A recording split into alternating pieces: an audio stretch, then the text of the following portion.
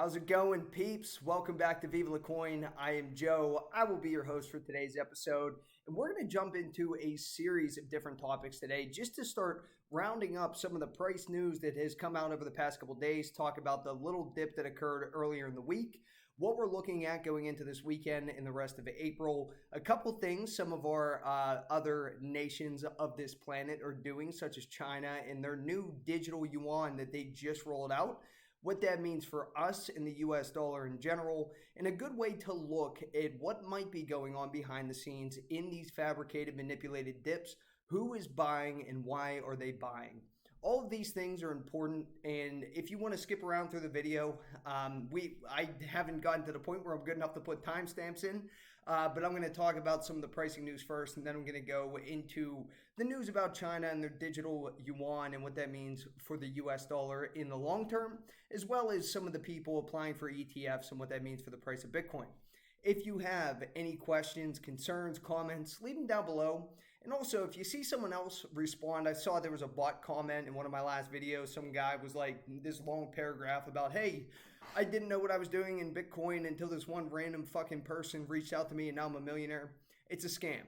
Don't respond to any comments and arm me. Never give up your phone number. Never contact anyone offering services for free or going to give you crypto. They aren't going to do that. They're just going to scam you. So please be smart about the decisions that you make. And let's just go ahead and jump into this video. If you find any of this useful, please continue to share it. Please continue to hit like on that video. It means a lot. It really does. So let's go ahead and jump into just looking at where Bitcoin is now. So just since right around, it was the morning of April 7th, we dipped all the way down to about 55.4. And we've been in this little uptrend since then. A lot of the altcoins have been kicking, and there have been a bunch of different shakeouts that have been occurring.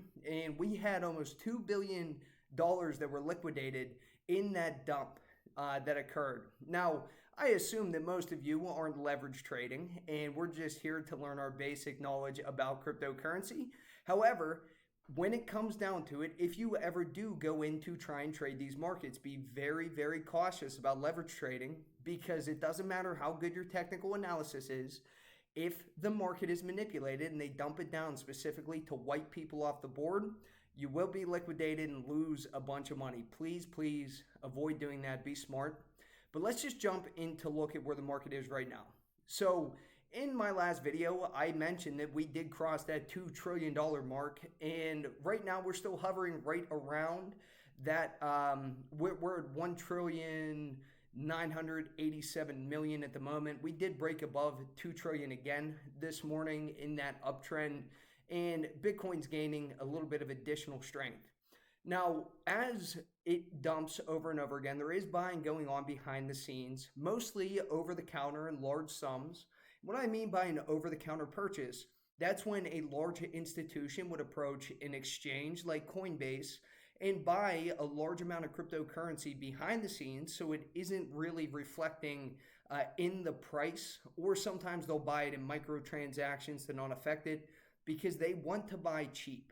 They don't want to come in and just buy a bunch of Bitcoin and completely skyrocket the price, and that way they can't afford to buy anymore.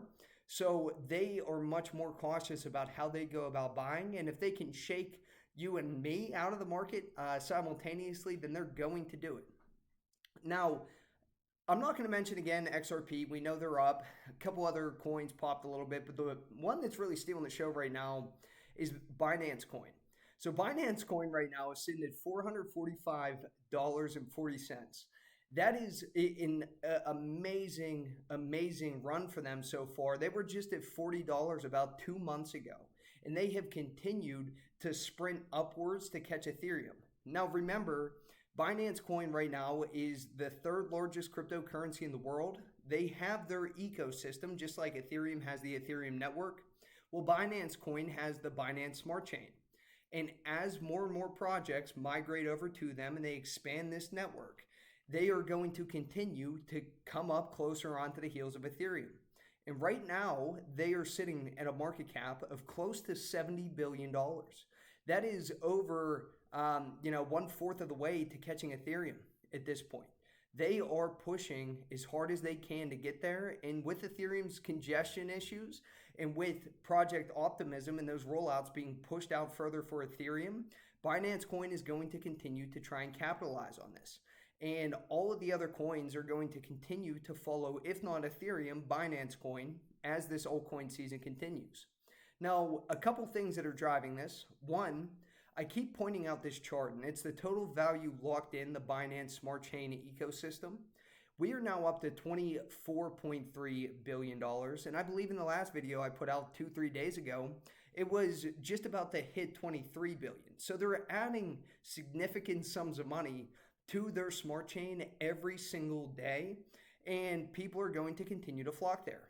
And one major thing that they have coming up, and it will happen by April 30th or earlier, the 15th BNB coin burn will occur. Now, in my original BNB video, I broke down that CZ, who is the founder of Binance and the Binance Coin, he really understands cryptocurrency and supply and demand. And he developed Binance Coin to where he would burn a certain amount of it every so often. And that 15th burn is coming up. And with a supply that is much more limited than some others, where there's only a max supply of 170 million coins in circulation for BNB and about 154 million circulating, if they burn another significant amount, that is only going to make the Binance Coin and all of its functionality on the ecosystem that much more finite, and it's going to continue to reflect positively on the BNB token and that price. So if you haven't dipped your toes yet in Binance Coin, it's not a bad idea. Remember, you don't have to buy a full Binance Coin. You can buy any of these in fractional amounts. Just something to keep an eye on, because I know I've talked about them a couple times, and we'll go ahead and move on from there. So for Coinbase, we know that they've been adding new tokens constantly. So they just added Anchor, Curve, and Storage, and also Cardano last month. Well, there are 4 new tokens about to come live on Coinbase. Now, I'm going to point them out to you. I'm not saying to flock and go buy all 4 of them as soon as you see them available, but they are in the process of finishing up some liquidity items on Coinbase Pro, and they will be available likely at some point this weekend. The first one being 1inch. So 1inch is just a DEX aggregator, and it just is where you can do additional swaps for tokens, just like you would on Uniswap. It just helps you to try and get better prices. And previously, they were being slowed down a bit by Ethereum's incredibly expensive fees. So they jumped over as well, and they're working with the Binance Smart Chain. So they have their hands in a lot of different pots right now, and they already got that little bump from being announced that they were coming to Coinbase. But many traders on crypto Twitter that I follow and everyone else, even prior to this news, was saying that 1inch was due for a nice run up. It has been for a while, and it has a lot of use. So this is one to keep your eye on. If you do see it become available, I know I'm going to purchase more of it when it does come onto Coinbase. I may wait for the price to settle down just a bit, because usually in those run-ups, if you don't catch it right away, you're paying a premium just to get in. It's better to let it settle and then jump in. But I like 1inch. I really do. Engine, I've spoke about them many times. They're big into gaming, big into NFTs. I mentioned them in my altcoin video breakdown. Now, if you haven't gotten a hold of them on Binance US or Voyager in our altcoin series preparation videos, now you're going to have the opportunity to purchase them on Coinbase. Now, they received a massive spike when this news was announced. They went from right around $2.50 all the way up to, they peaked above $4 today. So I did sell off some of my position around that $4 mark, and I moved it into some other altcoins that are still doing well. I just wanted to reposition myself, but I am going to continue to hold a fair amount of Engine because I think that they still have potential. And we saw how Theta reacted in the market, and they climbed all the way up to the top 10 for a brief period of time. So his engine keeps rolling out partnerships and different news, and they have Affinity, which is a big update that's coming out towards the end of this month that's going live for them. I believe that they still have room to run. So this is one, again, none of this is financial advice. I'm not telling you, hey, I'm a financial advisor. Go spend your money here or there. Don't fucking listen to me when it comes to financial advice. This is just alerting you as to what's going on. Please go and do your own research. Now, another one that is coming to Coinbase is Origin Protocol. Origin Protocol falls into that same kind of bucket with NFTs. A lot of people were buying them around that hype. However, they haven't ran up as much. Their market cap is only about $807 million as opposed to like Engine that's pushing $3 billion. You have Chili's pushing $3-4 billion. Theta's up to like, it was around 11-12 billion. Origin Protocol is still relatively low. And just to read what they do, so the platform aims to create an extensive online marketplace leveraging Ethereum blockchain and interplanetary file system in order to eliminate the need for middlemen. The protocol allows for a creation of a decentralized setting where both buyers and sellers can connect, check for available listings, rate reviews, and perform many other actions. So when you're looking at the coins that are coming on, I like Origin Protocol as well as Engine and 1inch. The only one I don't really know that much about is NKN, which is the fourth coin that's coming to Coinbase. However, if I look at their price action, they have done really well even over the past couple days. Let's go ahead and scroll over a little bit closer. So they went from about 19 cents 7 days ago, about a week ago, all the way up to close to $1.23. So if you see them come on, expect a correction, but they're focused more on sharing bandwidth, communication, a lot of different things like that. So content delivery system, they're in contract with a video company in China, IQIYI. I'm not sure who they are or what they do. All I do know is if Coinbase is choosing to list them, there's probably some reasons behind it. I'm definitely going to do more research on them. Just be careful. Don't rush into green candles. Do your own research on these four, but keep an eye open for if you do see a couple new listings, that is why. Now, the next piece of news I did want to point out before I talk about China's digital yuan is I've talked a lot about Veracity. So today, Veracity just announced their first product partners in Razer and Xrig. So Razer, if you do not know, is a massive hardware and gaming company. Just on Twitter alone, they have about 3.4 million followers, but they create a ton of different products for the gaming space. They have a lot of weight behind them. And a lot of people were saying if Veracity was going to continue this run, that they're already up 10,000%, they're absolutely killing it, they would need some partners. Well, Razer is a phenomenal partner that can bring a lot more traction to them. And they're also in talks with a lot of different platforms and exchange houses for NFT regulation with their proof of view concept. So it's things to keep in mind whenever you're going in to possibly purchase VRA for the first time, or if you're holding a fair amount and you're like, I don't know if it's ran its course yet. I'm still incredibly bullish on them. I haven't sold any of it yet, and I don't intend to, at least for the short term. Now, let's talk about China. So China just released a digital yuan, which the Chinese yuan is their native currency, just like in the US, we have the US dollar. And it has been pretty well known in the financial world that China wants to take over the economic powerhouse, like #1 spot from the US. And they have done really, really good at that lately when it comes to their economy not being shut down as long as ours, the strength of their currency and everything else. But they have been running these test batches with pockets of their population with a digital form of their current currency. And they don't want it to be pegged to the US dollar, like the US dollar is the reserve currency of the world. They want to separate themselves from that. So China is the first major economy to issue a blockchain-enabled digital version of its currency, the yuan. And this development has some in Washington worried that the US dollar status as global reserve currency is under threat. In quotations, Anything that threatens the dollar is a national security issue. This threatens the dollar over the long term. It let's see what else they said. A reimagination of money that could shake a pillar of American power. Now, this is a theme that I brought up a couple times. This isn't necessarily about money. This is about power.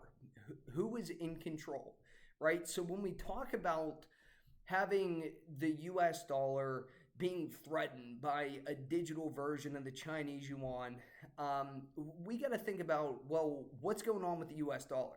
Because in my opinion, we've already threatened it enough with our own stupid economic policies.